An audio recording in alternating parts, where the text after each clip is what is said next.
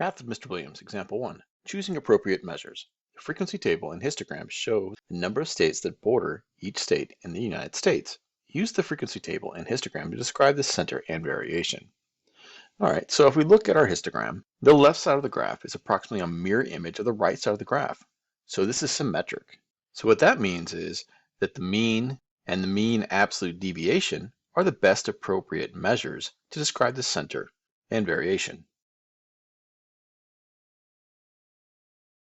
Math with Mr. Williams, Example 2, describing a data set. The dot plot shows the average numbers of hours students in a class sleep each night. Describe the center and the variation of the data set. So we can see most of the data values are on the right, clustering around 9. If we draw our story, we can see the tail extends to the left. So the distribution is skewed left, which means the median and to interquartile range, or 5-number summary, are the most appropriate measures to describe the center and variation. Go ahead and find the median. So let's go ahead and write all our numbers out.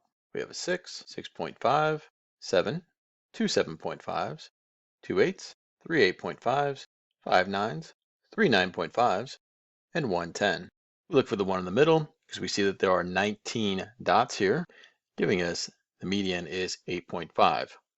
All right, to find the first quartile, find the median of everything before it. So we can see that's going to line up right between the two 7.5s, giving our Q1 7.5.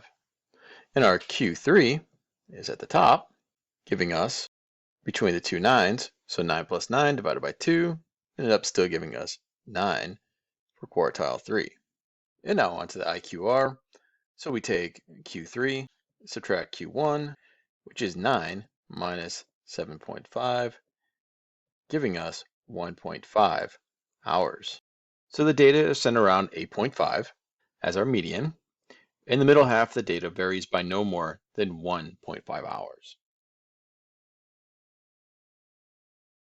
Math with Mr. Williams. Example 3. Identifying an appropriate data display. You record the number of hits for your school's new website for 5 months. Tell whether each data display is appropriate for representing how the number of hits change during the 5 months. Explain your reasoning. Okay, so on the left here, we have the months, we have the number of hits, and we decide if A, B, and C are appropriate measures. Okay, so the first up is a bar graph.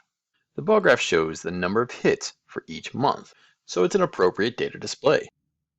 Okay, on to B. So we have a histogram, and it does not show the number of hits for each month, and it doesn't show how the number of hits changes over time, so it's not an appropriate display. Now on C, we have a line graph. The line graph shows how the number of hits changes over time, so it's an appropriate data display.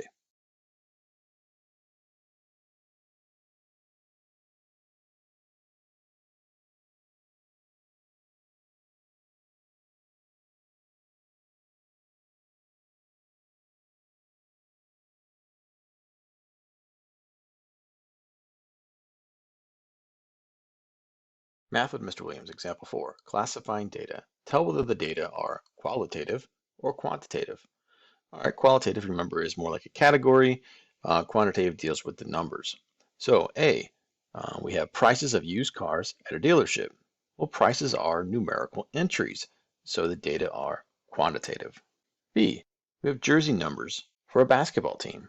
So jersey numbers are numerical, but they are labels. It does not make sense to compare them, and you cannot measure them, so the data are qualitative. C, lengths of songs played at a concert. So song lengths are numerical measurements, so the data are quantitative. D, zodiac signs of students in your class. Well, zodiac signs are non-numerical entries that can be separated into different categories, so the data are qualitative.